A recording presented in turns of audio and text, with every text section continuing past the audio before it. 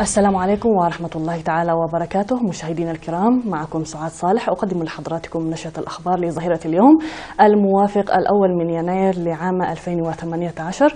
نتمنى من الله عز وجل أن يكون عام خير وسلام لكل الشعب الإريتري في كل مكان. نبدأ نشرتنا الإخبارية مشاهدينا الكرام كالمعتاد بأهم العناوين.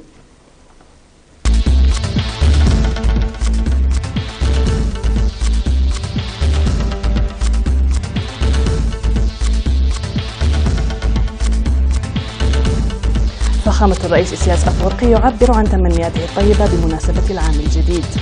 الشعب الإريتري يحتفل بالعام الجديد بتفاؤل. تدشين مركز ترفيهي أهلي في العاصمة أسمرة. ارتفاع حصيلة قتل هجوم كشمير بالهند إلى 7 أشخاص. مواطنو دول العالم يحتفلون بأعياد رأس السنة. و12 قتيلا بينهم 10 أجانب في تحطم طائرة بكوستاريكا.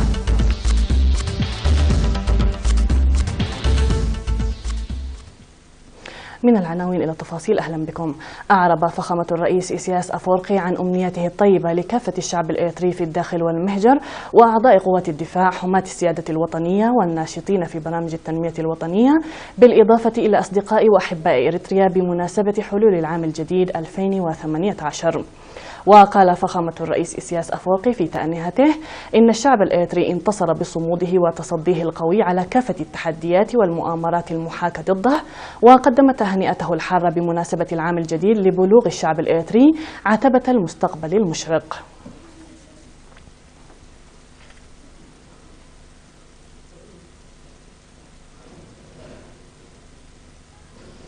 استقبل الشعب الإريتري العام الجديد 2018 بتفاؤل وعهد لمزيد من العمل. وتجمع المواطنون في العاصمة أسمرة في مواقع الترفيه ليلة 31 من ديسمبر احتفالا بالعام الجديد، مؤكدين بأن الأجواء التي عمها السلام نتاج التصدي القوي للشعب والحكومة. وأوضح المحتفلون بأن العام الجديد مناسبة لتجديد العهد للعمل المضاعف ونتائج أفضل، ويتطلب تقييم العمل السابق وتصحيح القصور وتقوية المميزات والعمل المتفاني لنتائج أكبر. وأشاروا إلى أن مبدأ الاعتماد على الذات الذي طوره الشعب والحكومة خلال النضال تبرز نتائجه في المجالات كافة، وأن النتائج الجديدة المسجلة لتحقيق الأمن الغذائي والخدمات الاجتماعية الأساسية خير مثال لذلك. وعرب الليبي خالد أحمد والسوداني إمام محمد بشير خلال الاحتفال بالعام الجديد عن الارتياح بالسلام والاستقرار الذي يعم إريتريا، متمنين عاما سعيدا للشعب الإريتري.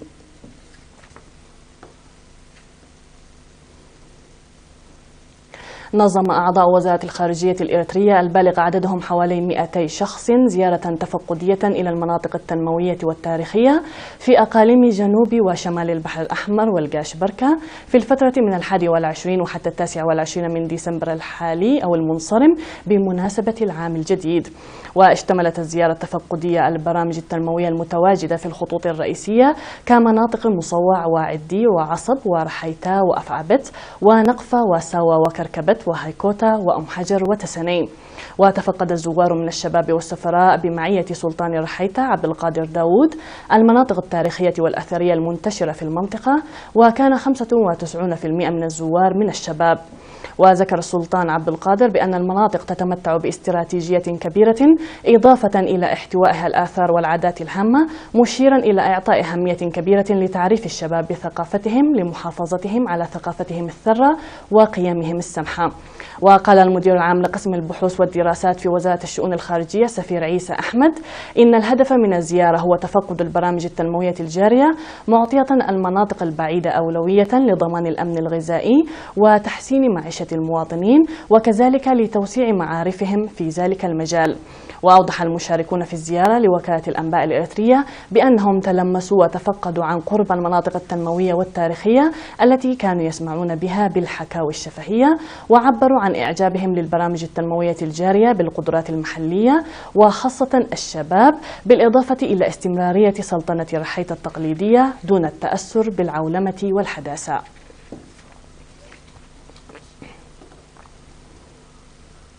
دشن حاكم الإقليم الأوسط اللواء رمضان عثمان أولياء في 30 من ديسمبر المنصرم مركز كيرتا الترفيهي الأهلي في منطقة عداق حموس بالعاصمة أسمرة المشيد بكلفة بلغت نحو 9.5 مليون نقفة. وأوضح المدير العام لقسم التنمية المعمارية في الإقليم الأوسط المهندس تسفى ألم ولد ميكائيل أن المركز الترفيهي المقام في مساحة 7140 متر مربع ملائم جدا للترفيه الأسري. من جانبها أشادت مدير مديرية عداق حموس السيدة صالحة محمد علي على تفاني ومساهمة السكان لتسريع مبادرة تحويل المساحة الخالية إلى مركز أهلي للترفيه. وقدمت الشهادات التقديرية من يد اللواء رمضان عثمان أولياء للمساهمين الاستثنائيين في العمل. ومنح اسم للمركز الترفيهي أو اسم كيرتا للمركز الترفيهي الواقعة في قمة عاشوروم، وهو موقع استراتيجي ودمرت فيه قوات النظام الإثيوبي الاستعمارية عام 1985. أوضح مسؤول مركز كدب عور الصحية الممرض برهي كداني عن تحقيق نتائج جيدة لرعاية الأمومة والطفولة، وأشار إلى تنفيذ حملة تعبئة مكثفة العام المنصرم للتوعية الصحية عامة والحوامل والأطفال خاصة وتطعيم الأطفال تحت السن الخامسة. وقال إن بناء السكان لموقع رمي النفايات بأكثر من 88 ألف نقفة يعكس تنامي الوعي الصحي داعيا لحل نقص مياه المركز الصحي.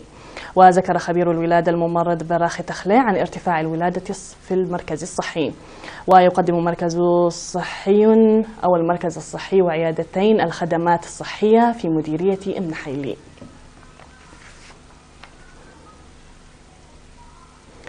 نظم سيمينار في مديرية فورو لمكافحة الأمراض المعدية عامة والأمراض التناسلية خاصة. وأوضحت مستشارة التحليل الطوعية لمرض الإيدز في مركز فورو الصحي السيدة زقاء الآية أن الارتقاء بالوعي الصحي عامل أساسي لمكافحة الأمراض عامة والمعدية خاصة. وشرحت توخي الحذر من الإصابة بالإيدز وفرص ولادة أطفال لا يحملون فيروس الإيدز من والدين مصابين وتناول أدوية إطالة العمر.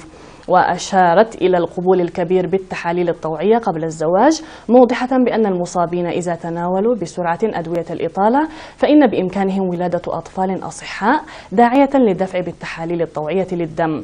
من جانبه أوضح مسؤول المؤسسات الصحية في مديرية فورو الممرض مرهاوي حدقو أن وزارة الصحة وبالتفاهم مع الجهات المختصة تقوم بجهود بناءة لمكافحة الإصابة بمرض الإيدز عامة وانتقال المرض من الأم إلى الجنين. وأشاد المشاركون في السيمينار بالجهود المبذولة للتوعية بالأمراض والأمراض المعدية خاصة.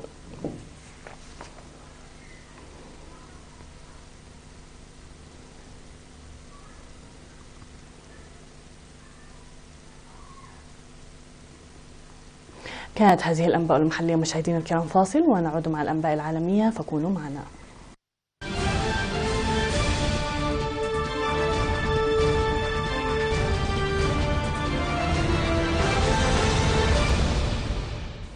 على الصعيد العالمي، شنت مجموعة اشتبهوا بأنها متمردة هجوما على معسكر قوة شبه عسكرية في كشمير الهند، مما أدى إلى مقتل 7 أشخاص بينهم 3 مهاجمين مع نهاية العام الأكثر دموية في العقد الجاري في المنطقة المتنازع عليها مع باكستان. وألقى المهاجمون قنابل يدوية وأطلقوا نيران للأسلحة الرشاشة في محاولة لاقتحام المعسكر القريب من سرينجار كبرى مدن المنطقة، مما أدى إلى تبادل كثيف للنيران مع وصول تعزيزات من مئات الجنود والشرطيين. وصرح متحدث باسم القوة شبه العسكرية التي استهدف معسكرها لوكالة فرانس بريس: قتل 3 جنود في الهجوم وتوفي آخر بأزمة قلبية، كما قتل 3 إرهابيين. وكان الجيش الهندي قتل سابقا أحد أبرز قادة حركة جيش محمد المتمردة التي تتخذ مقرا في باكستان في هجوم على موقع قريب. انطلقت الألعاب النارية والاحتفالات بالتزامن مع انطلاق العام الجديد في دول العالم، وجاءت البداية بالعواصم الآسيوية التي شهدت احتفالات مهيبة بمناسبة حلول السنة الجديدة. وتنوعت مظاهر الاحتفال في هذه الدول ما بين إطلاق الألعاب النارية والبالونات وإضاءة الأنوار الملونة، وكذلك تقديم الرقصات والعروض الفنية في الشوارع وارتداء ملابس سانتا كلوز. وكانت البداية في أستراليا لتكون أولى دول العالم المحتفلة ببدء عام جديد، حيث أطلقت الألعاب النارية التي غطت سماء العاصمة سيدني. تلتها في تلك الاحتفالات نيوزيلندا التي أطلقت هي الأخرى آلاف الألعاب النارية ابتهاجا بالعام 2018. هذا وقد تزينت الشوارع والميادين العامة في الصين وعدد من الدول الآسيوية على مدار الأيام الماضية استعدادا للاحتفال بأعياد رأس السنة. وتجمع المئات في شوارع العاصمة موسكو للاحتفال بالعام الجديد وسط إطلاق كثيف للألعاب النارية التي زينت سماء العاصمة. وفي مدينة النور باريس توافد السياح والفرنسيين على حد سواء على ساحة برج إيفل أشهر معالم العاصمة الفرنسية للاحتفال بقدوم العام الجديد. واحتفل مئات الآلاف في تايمز سكوير بمدينة نيويورك.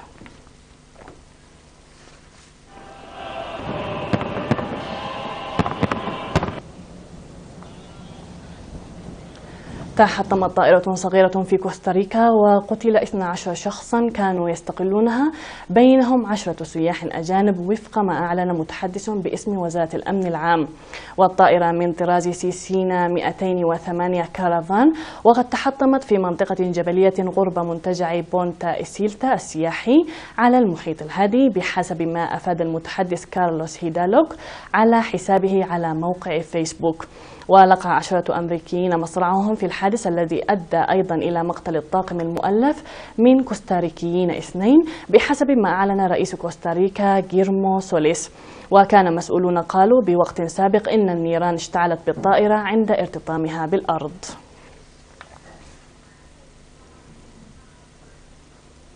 احتفل مئات الإندونيسيين بليلة رأس السنة الميلادية الجديدة بالزواج في حفل جماعي في العاصمة جاكرتا. فقد تجمع ما يقرب من 900 رجل وامرأة في خيمة كبيرة في وسط المدينة قبل ساعات من منتصف الليل مع أسرهم قبل التوقيع على أوراق الزواج. وأشرف مسؤولون حكوميون على المراسم المقتضبة لكل زوجين. وبينما كانت فرقة موسيقية تعزف مجموعة من الألحان التقليدية والشعبية، قالت عروس عمرها 38 سنة من جاوا الشرقية واسمها هارنتيج: أردنا تجربة لا تنسى ونحن سعيدان أننا قررنا المشاركة اليوم. وارتدى كثيرون من العرائس والعرسان ملابس متماثلة الألوان وملابس تقليدية زاهية الألوان، وارتدت بعض العرائس الحجاب الذي تفنن مصمموه في تنفيذه. وهنأ أنيس باسويدان حاكم جاكرتا المتزوجين، وقال إن المدينة ستقيم هذا الحفل كل عام في ليلة رأس السنة. وقد جمعت إدارة المدينة تبرعات لشراء هدايا ذهبية لكي يقدمها كل عريس لعروسه. نهاية النشرة مشاهدينا الكرام، شكرا لكم على حسن المتابعة. أكرر مرة أخرى كل عام وأنتم بخير، إلى اللقاء.